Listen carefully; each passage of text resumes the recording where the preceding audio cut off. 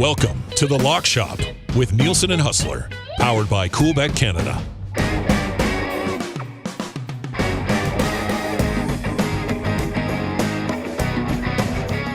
Happy Tuesday, everybody. Welcome back inside the Lock Shop with Nielson and Huss on the Nielson Media Coolbet Network. If you're not yet signed up for an account at Coolbet, you're going to want to do that right away. Coolbet.com. Use the code LOCKSHOP when you do. Huss, I'm surprised you didn't cancel the episode today, my man. Some disturbing news south of the border on July 4th. I'm devastated. You know, I thought we'd come in with smiles all around after a great long weekend, and yet the Nathan's hot dog eating contest men's competition has been canceled due to lightning in the air. This is one of the biggest sports tragedies I can remember in forever. I mean, Joey Chestnut going for history again, continuing to strengthen his claim of the greatest athlete of our generation, potentially of all time. The only thing that can beat Joey Chestnut apparently is Mother Nature. And Mother Nature got the W today. This is all fresh coming in. I mean, how do they not have it? Like, can they not do it later on today? Can you not move it indoors? Well, that is somewhat blasphemy. It is sort of an outdoor event at Coney Island. I was looking at Joey had a great interview on Pardon My Take on the weekend. And he was ready to go for 77. Didn't he call his shot? He's going to set a new record. He said that he's ready to go. I couldn't believe we were getting plus 155 on over 74 and a half hot dogs and buns. And it just, I never in a million years did I think that this would happen. And, you know, I was looking all Sunday. I mean, it actually was shaping up to be pretty perfect eating conditions.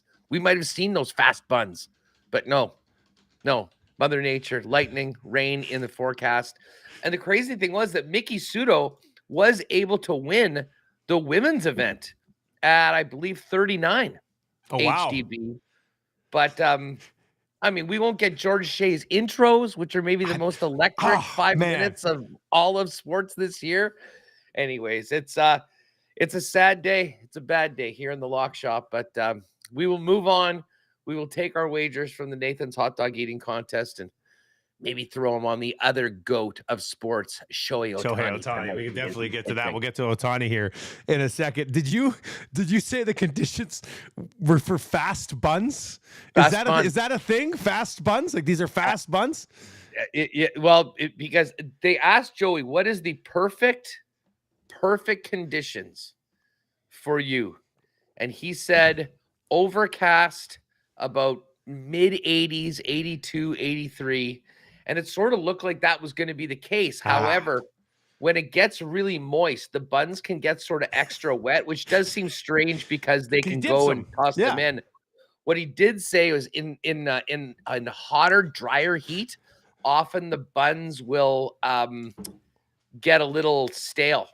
And he said that definitely sets back the elite of competitive eaters. So we were tracking for fast buns. We were tracking for 77.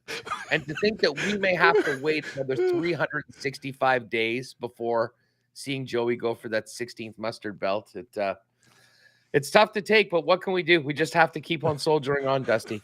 We were tracking for fast buns today. I mean, maybe I was saved because I went against the grain and I took him under 72 and a half HBDs, as you call them. What was the number on that?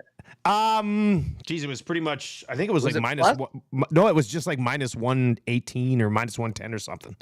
I don't have my account up, but I think the bookies may have been a little freaked out by the temperature and thought that it was not going to be. That's what it was factoring in there. Yeah. I was just looking. Now this is pretty much every year, but I don't know I guess if he's decided and he was feeling the conditions could take him over the record, that's one thing, but there's no internal competition pushing him where he has to drive it beyond. The other guys were set at like 49 dogs or something, not even so that's why I took the under, but I guess we'll never know now. I guess we'll never know. Jeffrey Esper, who is number 2 ranked, he was actually minus 200 to go over 47 and a half. Yeah. And I think he can probably get to 50. But yeah, I know this is a battle between Joey and history, between the GOAT and more greatness. Were you in our Nielsen show GOAT draft where we drafted I crushed that one. I ended up with like 65% of the vote. It was the biggest win of all time, which is just fitting considering the topic. Did you get Joey? I'm wondering. I like if you weren't, somebody must have taken Joey. I can't remember if you were in that one or not. I think it was me. I think JMO was in it. Can't remember, but Joey must have gone. I'm gonna have to look that one up.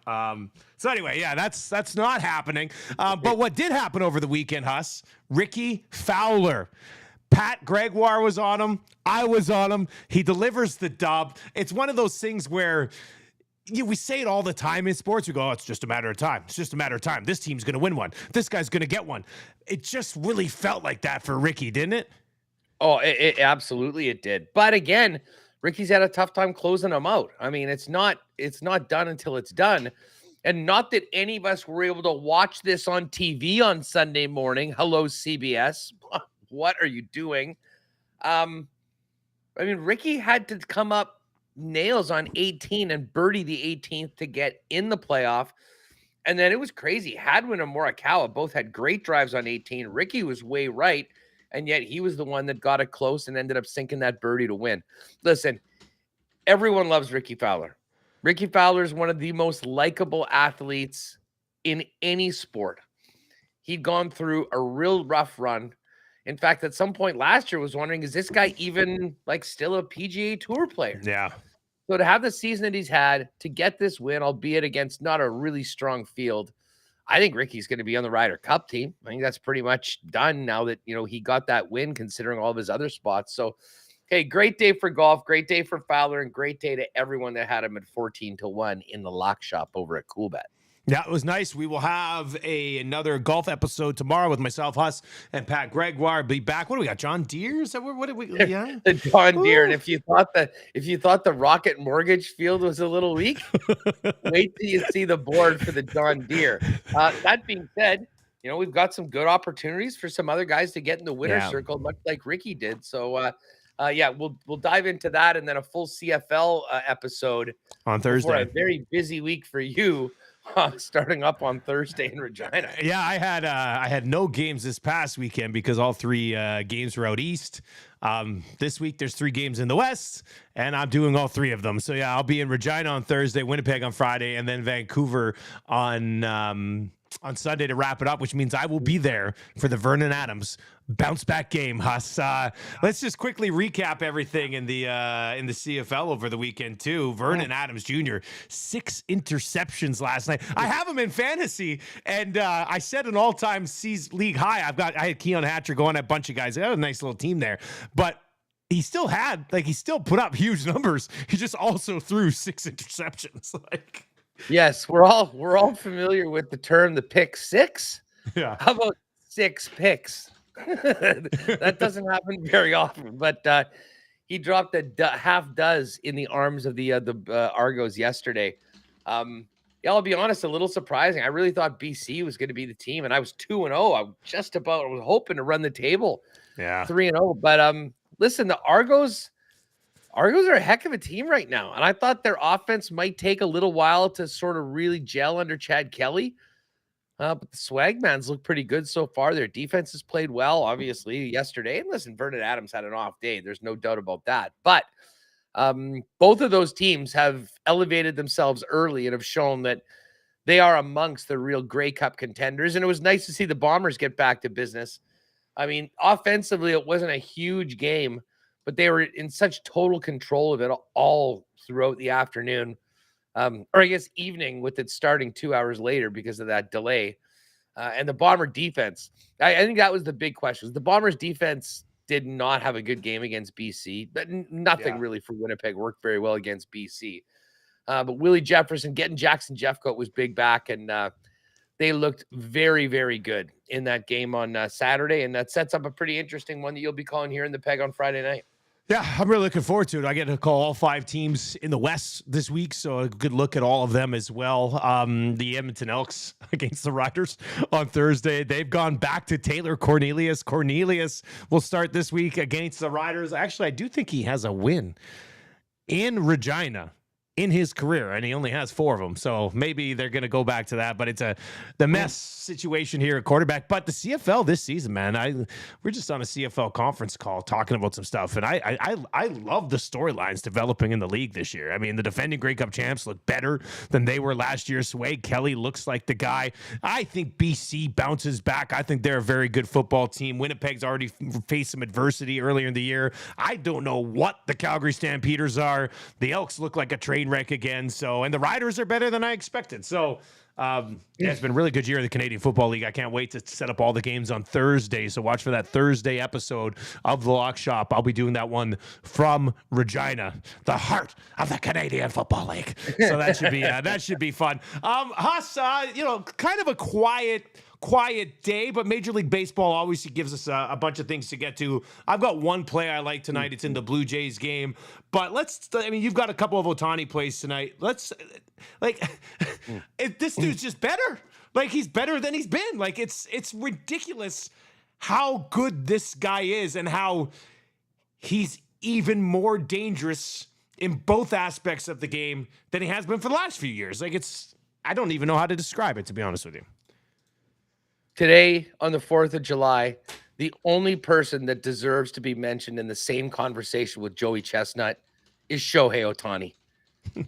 There's the GOAT and there's the unicorn. And I mean, listen, what Ohtani's doing is just simply, in our lifetime, this is, frankly, outside of potentially 16 straight mustard belts, the greatest achievement we've simply ever seen. And he is so on right now. This is a heck of a series that's opening right now. An interleague California series between the Angels and the Padres. And I saw Juan Soto talking about having him come in. They were very fired up to face Ohtani and the Angels. I mean, the Angels are so unreliable outside of Ohtani. I mean, even assuming that he goes 7 innings, it's hard to bet them to win, because you don't know what you're going to get run support wise from them. And you also don't trust their bullpen. So I'm going to go with, I've got a pitching prop and a batting prop for Ohtani tonight. I'm going to take him over 7.5 Ks. He has 22 strikeouts in his last 2 starts, hitting double digits in both, 10 and 12 before that. And then in 3 of his 4 before that was at least at 6. So the way he's dealing right now, he is such a problem. These guys don't see him very often, although I'm sure they're doing tons of video to get ready for it. But anyways, I'm going to take Ohtani on the over 7.5 Ks. And because, of course, he also hits, I'm going to take him over 1.5 total bases. To get I'd love to see him crush a homer. Did you see that 491 that he hit the other day? Almost pushing 500. I was camping for the last 4 days. But there's some things you can't miss. And a 493-foot bomb with ease. Like, his swing is just, it looks like he's cheating. I mean, he's got to be cheating some way, because nobody should be this good. He is the cheat code. So anyways, I'm going to figure out, I might play one of the Ohtani picks for the play of the day. I am going to jump on the Jays money line. Obviously a really disappointing weekend. Good against Boston. Good news for the Jays, though. They're not playing in the American League East. Yes. And when they're playing outside of their division, they've actually been quite good. We got Chris Bassett on the mound tonight against the White Sox, who are pretty mediocre. Give me the Jays money line at -111. And then a little footy pick for you folks who love the beautiful game. Canada's down at the Gold Cup. Now, they've had 2 pretty mediocre ties so far, draws, if you will, I don't want to get soccer guy all over me. They're not ties, they're draws. You went to the World Cup, Huss. I expect better. Yeah, well, exactly. So Canada's got to win this game. And by my understanding, I think they need some pretty positive goal differential as well. So they're playing Cuba. They're a big favorite in the game. -2 is at -122. The under on this game at plus money is 3.5. So that tells me there will be some goals. Yeah. Listen, a lot of our big guys aren't there. David, Davies, Tajon Buchanan is there though.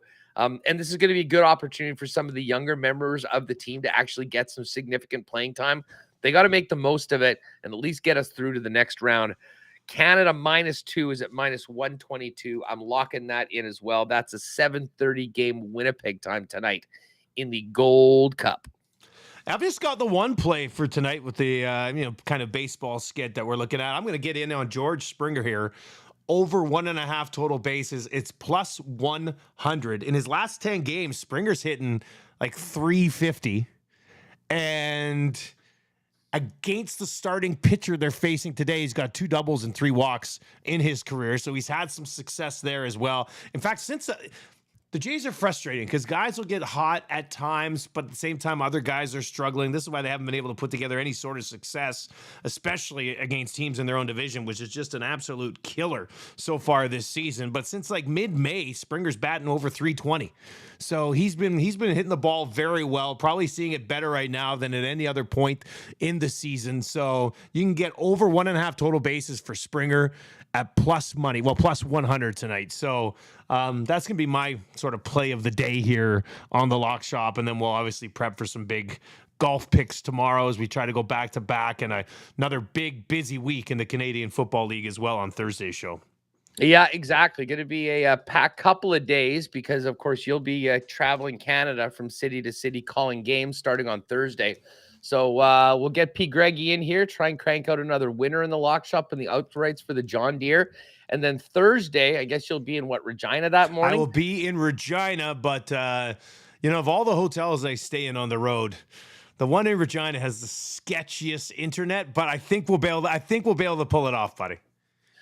Fingers crossed. I'll be locked and loaded. But first things first, tomorrow we'll get ready for the John Deere and try and keep it going. It's been a good month and a half in the Lock Shop for these golf picks. We got to keep it going. Pat, in particular, has been hot. So we'll get him in here and try and keep it going.